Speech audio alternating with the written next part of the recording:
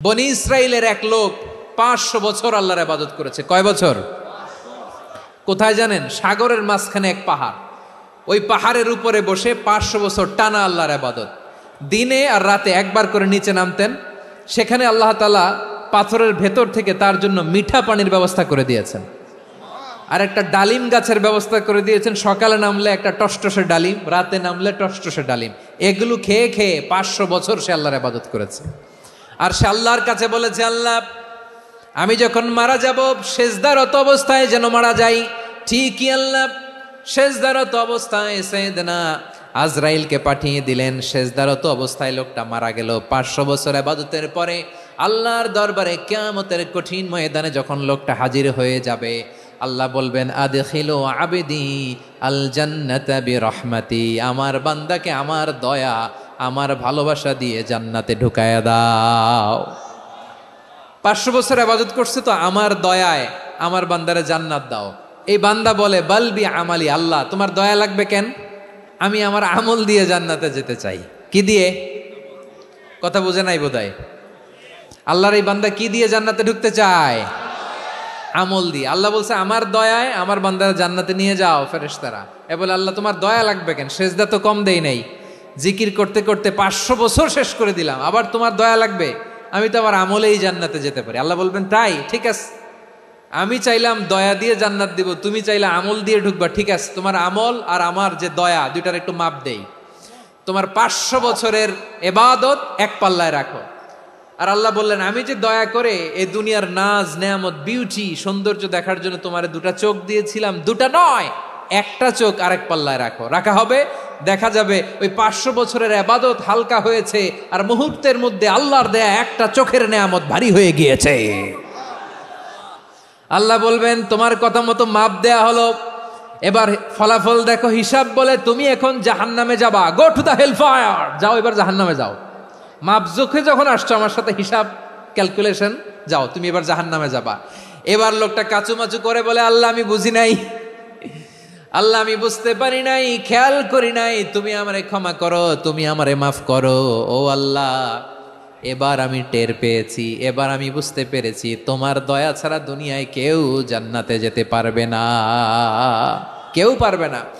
আল্লাহ বললেন, ওরে গোলাম, তুই তো কিছুই ছিলি না, অস্তিত্বহীনতা থেকে তোরে অস্তিত্বে আনলো কে? ওই ছোট্ট শুক্রাণু থেকে মায়ের পেটে 9 মাস তোরে খাবার দিয়েছে কে? আবার সুস্থতার সাথে দুনিয়ার বুকে তোরে ডেলিভারির ব্যবস্থা করে দিল কে? আবার তোর মায়ের বুকের ভেতরে 2টা খাবারের লাইনের ব্যবস্থা করে দিল কে? আবার তোকে শৈশব পেরিয়ে কৈশোর পেরিয়ে তারুণ্য, তারপরে যৌবন, এগুলো দান করলো কে? তার চেয়েও বড় কথা, পাহাড়ের মাঝখানে সাগরের মাঝখানে 500 বছর ইবাদত করার শক্তি তোর গায়ে দিয়েছে কে? এই সাগরের মধ্যে লোনা পানি, লবণের পানি মুখে দেয়া যায় না, সেখান থেকে আমি পাহাড়ের ভেতর থেকে মিঠা পানির ব্যবস্থা করে দিলাম। ওই জায়গায় তোরে রিজিকের বন্দোবস্ত করলো কে? সকাল বিকাল 2 বেলা টসটসে ডালিম খাওয়ার ব্যবস্থা করে দিল কে? তোর আবদার ছিল, আল্লাহ আপনি আমারে সেজদারত অবস্থায় রুহু কবজ করবেন, তোর শেষ আবদারটাও পূরণ করেছে কে? ও গোলাম, আমার রহমতের তুলনায়, আমার নেয়ামতের তুলনায় তোর 500 বছরের ইবাদতের কোনো ওজনই হবে না। গোটা বিশ্বের কেউ কোনোদিন আমার জান্নাতে ঢুকতে পারবে না আমি আল্লাহর দয়া ছাড়া। হুয়ার রহমানুর রহিম, তিনি দয়াময়, তিনি মেহেরবান। জিব্রাইল আলাইহিস সালাম বিশ্বনবীর এই লম্বা হাদিসটা যখন শোনালেন, আমি যা যা বলছি এটা বিশাল এক হাদিসের অনুবাদ। বললেন, ইয়া মুহাম্মদ, এই দুনিয়ার সবটাই চলে আল্লাহর রহমত দিয়ে।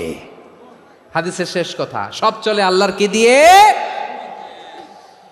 তখন বিশ্বনবী সাহাবাদের বললেন, ও সাহাবারা শোনো, আল্লাহর জান্নাতে কেউ কোনোদিন প্রবেশ করতে পারবে না তার রহমত ছাড়া। সাহাবারা বললেন, ইয়া রাসূলুল্লাহ, আপনিও না, আপনিও কি আল্লাহর রহমত ছাড়া প্রবেশ করতে পারবেন না? বিশ্বনবী বললেন, না আমিও না, আমি বিশ্বনবীও আল্লাহর জান্নাতে আল্লাহর রহমত ছাড়া ঢুকতে পারবে না। তবে কিয়ামতের দিন আল্লাহর রহমত আমার চারদিকে বেষ্টনী দিয়ে থাকবে।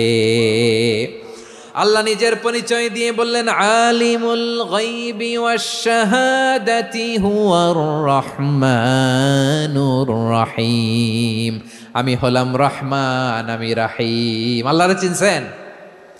ও বারোখালীর ভাইয়ের, আপনার রবকে চিনতে পারতেছেন? তিনি দয়ার সাগর, তিনি মায়ার সাগর। তার দয়ার সাগর যে কত বড় আপনার কল্পনাতেও নাই। এজন্য আপনার পাপ যত বড় হোক, অন্যায় যত বড় হোক, অপরাধ যত বড় হোক, আপনার জুলুম যত বড় হোক, আল্লাহর রহমান নামের দরিয়া তার চাইতেও বড়। আল্লাহ বলেন, খুলিয়া ইবাদিয়াল্লাযীনা আসরাফু আলা আনফুসিহিম লা তাকনাতু মির রাহমাতিল্লাহ ইন্নাল্লাহা ইয়াগফিরুয যুনুবা জামিআ ইন্নাহু হুয়াল গফুরুর রহিম। ও আমার গুনাহগার বান্দারা শোনো, জুলুম করেছো, ভুল করেছো, অন্যায় করেছো, আল্লাহর রহমত থেকে নিরাশ হয়ো না। আমরা বিশ্বাসীরা কশিনকালেও আল্লাহর রহমত থেকে নিরাশ হব না, ঠিক কিনা বলেন? আল্লাহর রহমত থেকে নিরাশ হবেন? ভুল করে ফেলছেন, আরে ভুল তো সবাই করে। পাপ হয়েছে, আরে পাপ তো সবার আছে, আমরা সবাই পাপী, সবাই পাপী। যত পাপ হোক, ভুল হোক, অন্যায় হোক, অনুতপ্ত হয়ে তওবা করে, অজু করে, জায়নামাজটা বিছিয়ে সেজদা দিয়ে চোখের পানি ছাড়েন। চোখের বেয়ে পড়া পানি আল্লাহর কাছে যে কত প্রিয়। অনুতপ্ত বান্দার চোখের পানির ফোঁটা তার চোখ বেয়ে, নাকের ডগা বেয়ে জমিনে ড্রপ করার আগেই আল্লাহর ওই বান্দার সব গুনাহ মাফ করে দেয়। আল্লাহ বললেন, আমি রহমানুর রহিম, আমি দয়াময়, আমি মেহেরবান। এরপর আল্লাহ বললেন, হুয়াল্লাহুল্লাযী লা ইলাহা ইল্লা হুয়াল মালিকুল কুদ্দুসুস সালামুল মুমিন। ওয়াল্লাহুল্লাযী, তিনি এমন আল্লাহ, লা ইলাহা ইল্লাহু, তিনি ছাড়া কোনো ইলাহ নাই। আল মালিক, তিনি হলেন আল মালিক। দুইটা শেষ, আর রহমান আর রাহিম শেষ। এবার আল্লাহ 3 নম্বর গুণবাচক নামের পরিচয় দিচ্ছেন। আল্লাহ বলছেন, আমি হচ্ছি আল মালিক। আমি কি? মানে সম্রাট। আল মালিক মানে হচ্ছে the king, the king of kings, সব রাজার বড় রাজা, মহারাজা। তার চেয়ে বড় রাজা আর কেউ নাই, তার চেয়ে বড় সম্রাট আর কেউ নাই, তার চেয়ে বড় ক্ষমতাধর সত্তা মহাবিশ্বে দ্বিতীয় কেউ নাই। চিৎকার করে বলেন ঠিক কিনা? তিনি আল মালিক। আল মালিক মানে ক্ষমতাধর, ক্ষমতার মালিক, রাজা ধীরাজ বাদশাহ। তার ক্ষমতা আর আমাদের ক্ষমতা একরকম নাকি? হ্যাঁ, আমাদের দুনিয়াতে ক্ষমতা অস্থায়ী ক্ষমতা, ঠিক কিনা বলেন? আইজ আছে কাল নাই, এরকম না ক্ষমতা? আল্লাহর ক্ষমতাও তো এরকম না, আইজ আছে কাল নাই এরকম। দুনিয়াতে দেখবেন কোন দেশের প্রেসিডেন্টের 4 বছরের ক্ষমতার মেয়াদ, কোন দেশে 5 বছরের। আল্লাহর কয় বছরের? 10 বছরের নাকি 20 বছর, 100 বছর? আল্লাহর ক্ষমতার মেয়াদ কতদিন বলেন? বুঝে থাকলে বলেন তো। চিরকাল তার ক্ষমতার মেয়াদ। চিল্লায় বলেন ঠিক কিনা? নিরঙ্কুশ ক্ষমতা, একচ্ছত্র ক্ষমতা বলতে যা বুঝায়, এই ক্ষমতা একমাত্র আল্লাহরই আছে। আমাদের ক্ষমতার জন্য আমরা ডিপেন্ড করতে হয়, ওর ডিপেন্ড লাগে, ওই জনমত নেওয়া লাগে, ওই জনগণের কাছে যাওয়া লাগে, ভোট চাওয়া লাগে, এরা ভোট দিলে এরপরে আমরা আসবো, ঠিক কিনা? আবার জনগণ না চাইলে আমরা নাই। আল্লাহর ক্ষমতা কি এরকম? হ্যাঁ। আবার দেখবেন দুনিয়াতে ক্ষমতায় যাওয়ার জন্য জোট করা লাগে, জোট। জোটের রাজনীতি আছে না নাই? জোট হয়, শরিক হয়, এই হয়, সেই হয়, নানাভাবে দুনিয়াতে ক্ষমতায় আসতে হয়। আল্লাহ বলে, আমার ক্ষমতার জন্য কারো উপর বিন্দু পরিমাণ আমার ডিপেন্ড করা লাগে না। সৃষ্টির শুরু থেকে আমি ক্ষমতার চেয়ারে বসা, মহাবিশ্বের শেষ পর্যন্ত, সীমাহীন ভবিষ্যৎ পর্যন্ত আমি ক্ষমতার চেয়ারে থাকবো। আমি হলাম আল মালিক। আমার ক্ষমতার কোনো কমতি নাই, কোনো ঘাটতি নাই। কেউ আমার ক্ষমতা থেকে নামাতে পারবে না। পারা যাবে? এই যে আমরা ফ্যাসিস্ট সরকারের যে আপনারা নামাই দিছেন গণ অভ্যুত্থান করে, মনে আছে? 5ই আগস্টের কথা ভুলে গেছেন এত তাড়াতাড়ি? মনে আছে? আছে। তা আমরা সবাই মিলে যদি একটা গণ অভ্যুত্থান করি, তাইলেই তো আল্লাহর ক্ষমতার চেয়ার থেকে নামায় ফেলানো যায়। হ্যাঁ, যাবে না? পারবো না আমরা? কি বলে, পারা যাবে না? আচ্ছা, আমরা না হয় পারলাম না, জিন জাতি যদি আমাদের সাথে জয়েন করে, ম্যানকাইন্ডের সাথে জিনকাইন্ড, ইফ দে জয়েন আস, সবাই মিলে একটা গণ অভ্যুত্থান, রেভলিউশন, ডেমনস্ট্রেশন, প্রোটেস্ট, সবাই মিলে যদি একটা অভ্যুত্থান করি, তাইলেই তো আল্লাহর ক্ষমতা শেষ। আওয়াজ করে বলেন, তাইলেই কি আল্লাহর ক্ষমতা শেষ হবে? তাহলে আমরা সবাই মিলে একটা গণ অভ্যুত্থান যদি করি, আল্লাহর ক্ষমতা থেকে নামানো যাবে? আল্লাহ বলেন না, আমি হলাম আল মালিক, আসল ক্ষমতার মালিক, the king of kings, the owner of ultimate power, the owner of ultimate authority, the owner of ultimate sovereignty. নিরঙ্কুশ একচ্ছত্র ক্ষমতার মালিক হচ্ছি আমি আল্লাহ। আল্লাহ তাআলা সূরা মুলকের শুরুতে বলছেন, তাবারাকাল্লাযী বিয়াদিহিল মুলকু ওয়া হুয়া আলা কুল্লি শাইইন কাদির। মহিমান্বিত সত্তা, যার হাতে ক্ষমতা, তিনি যা চান তাই করতে পারেন। আওয়াজ করে বলেন তো তিনি কে? আবার আল্লাহ বলেন, কুলিল্লাহুম্মা মালিকাল মুলকি তুতিল মুলকা মান তাশাউ ওয়া তানজিউল মুলকা মিম্মান তাশা ওয়া তুইজ্জু মান তাশাউ ওয়া তুযিল্লু মান তাশাউ বিয়াদিকাল খায়র ইন্নাকা আলা কুল্লি শাইইন কাদির। আল্লাহু আকবার। হে নবী, আপনি বলুন, আল্লাহুম্মা মালিকাল মুলক, আল্লাহ আপনি ক্ষমতার মালিক।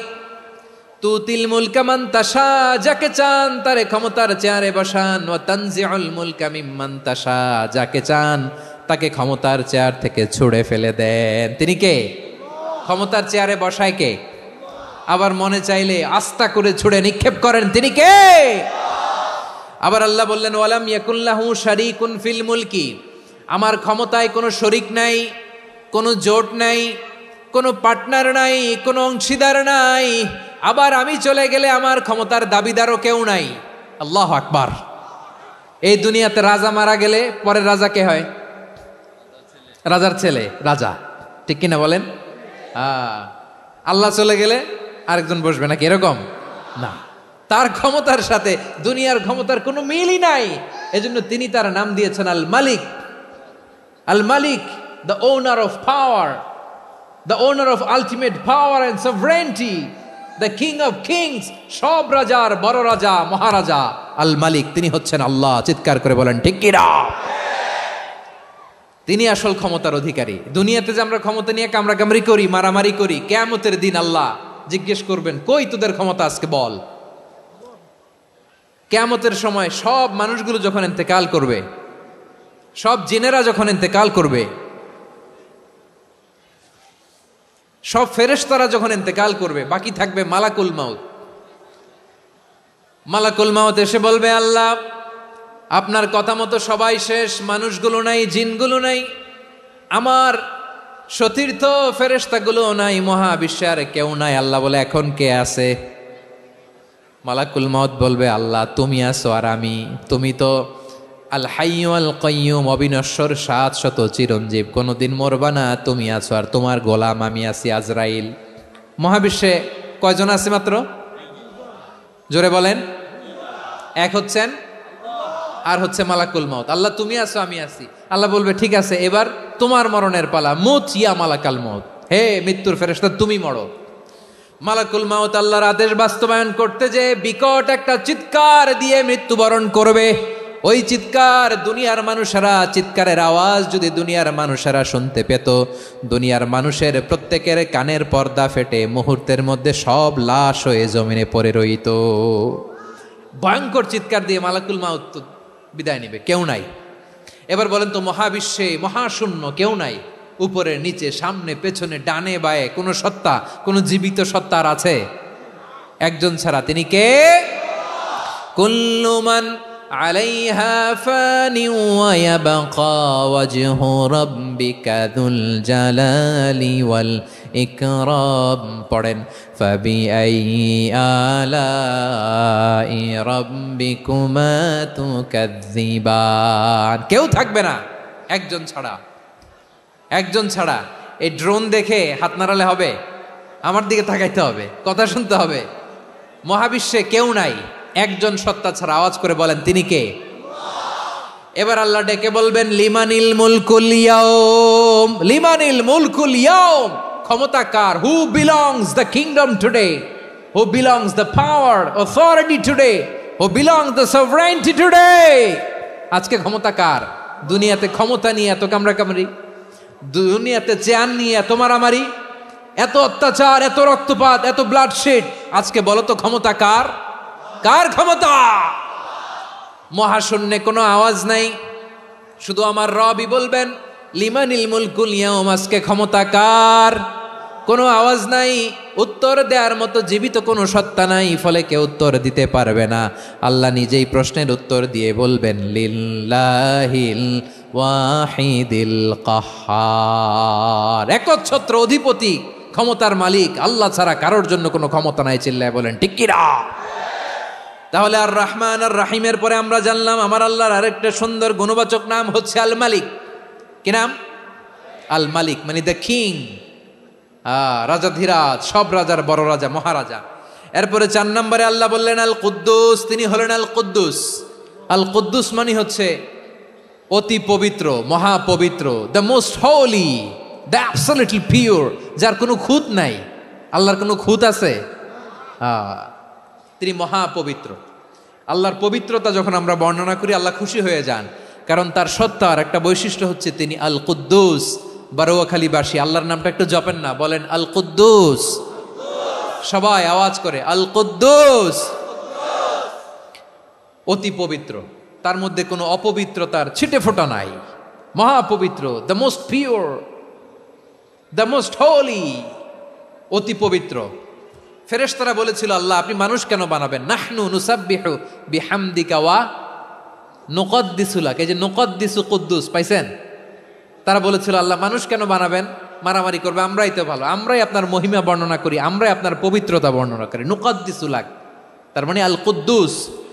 আবার আমার নবী বিশ্বনবী যখন সিজদায় লুটিয়ে পড়তেন, আম্মা জানা এসে বলেন আমরা তো সিজদার মধ্যে সুবহান রাব্বিয়াল আলা বলেই শেষ, কিন্তু বিশ্বনবী তাহাজ্জুদের নামাজে, নফল নামাজে, সুন্নত নামাজে 3 বার সুবহানা রাব্বিয়াল আলা তাসবিহ পড়ার পরে তিনি পড়তেন সুবহুন কুদ্দুসুন রাব্বুল মালাইকাতি ওয়ার রূহ। সুবহ কুদ্দুস রব্বুল মালাইকাতি ওয়ার রূহ।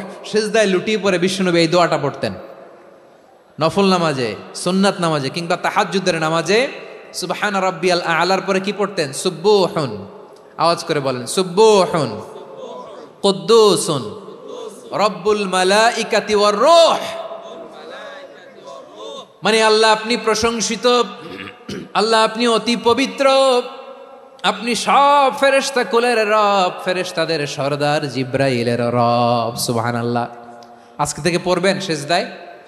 হ্যাঁ, বারোখালীবাসী পড়বেন নাকি? হুজুর নামাজে তো পড়ি না। হ্যাঁ, এরকম নফল নামাজে, তাহাজ্জুদের নামাজে, সুন্নত নামাজে সিজদার যে তাসবিহ সুবহান রাব্বিয়াল আলা 3 বার পড়ার পরে আমার ভাইয়েরা, মহিলা প্যান্ডেলে আমার যে মায়েরা বোনেরা আছে, আজকে তো রেকর্ড হয়ে যাবে, কালকেই ভিডিও পেয়ে যাবেন। 3 বার সুবহান রাব্বিয়াল আলা পড়ার পরে পড়বেন সুবহুন কুদ্দুসুন রব্বুল মালাইকাতি ওয়ার রূহ।